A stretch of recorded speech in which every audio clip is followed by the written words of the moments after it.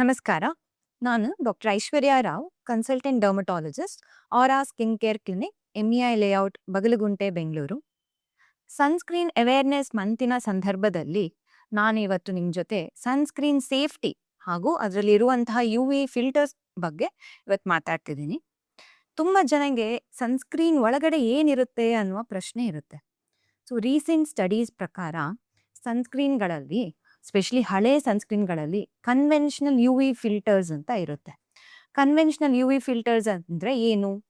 ಅದರಲ್ಲಿ ಅವೋಬೆನ್ಝೋನ್, ಆಕ್ಸಿಬೆನ್ಝೋನ್, ಹೋಮೋಸಿಲೇಟ್ಸ್, ಆಕ್ಟಿನಾಕ್ಸೇಟ್ಸ್, ಸಿನಮೇಟ್ಸ್ ಅನ್ನುವಂಥ ಪದಾರ್ಥಗಳಿರುತ್ತೆ.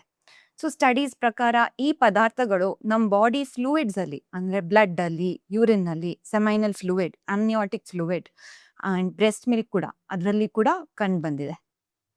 ಸೊ ಇದು ಎಲ್ಲ ನಮ್ಮ ಬಾಡಿಗೆ ಎಷ್ಟು ಸೇಫ್ ಅನ್ನುವ ಪ್ರಶ್ನೆ ಬಂದಿದ ಕಾರಣಕ್ಕೆ ಈಗ ಇತ್ತೀಚೆಗೆ ಬಂದಿರುವ ಮಾಡರ್ನ್ ಟೆಕ್ನಾಲಜಿಯಿಂದ ಬಂದಿರುವಂತಹ advanced UV sunscreen filters like Tinosorb S and Tinosorb M ಅಂತ ಬಂದಿರುವ ಸನ್ಸ್ಕ್ರೀನ್ಗಳು ತುಂಬಾ ಸೇಫ್ ಆಗಿರುತ್ತೆ.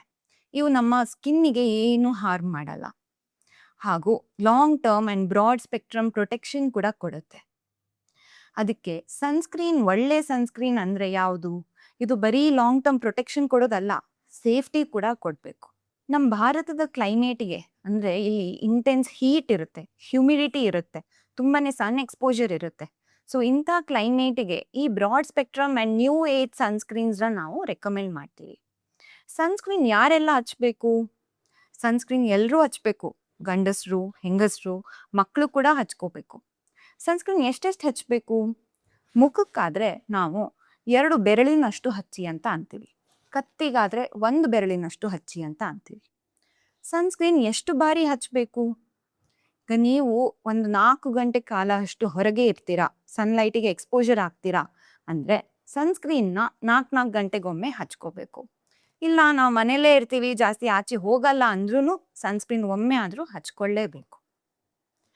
ನಾವು ಚರ್ಮರೋಗ ತಜ್ಞರಾದ ನಾವು ಈ advanced sunscreen filters and new age sunscreen filters ಬಂದಿರುವ ಸನ್ಸ್ಕ್ರೀನ್ಗಳನ್ನೇ ರೆಕಮೆಂಡ್ ಮಾಡ್ತೀವಿ. ಸೈನ್ಸ್ ಬೇಸ್ಡ್ ಸನ್ಸ್ಕ್ರೀನ್ಸ್ ಏನಿರುತ್ತೆ ಅದನ್ನೇ ರೆಕಮೆಂಡ್ ಮಾಡ್ತೀವಿ. Thank you.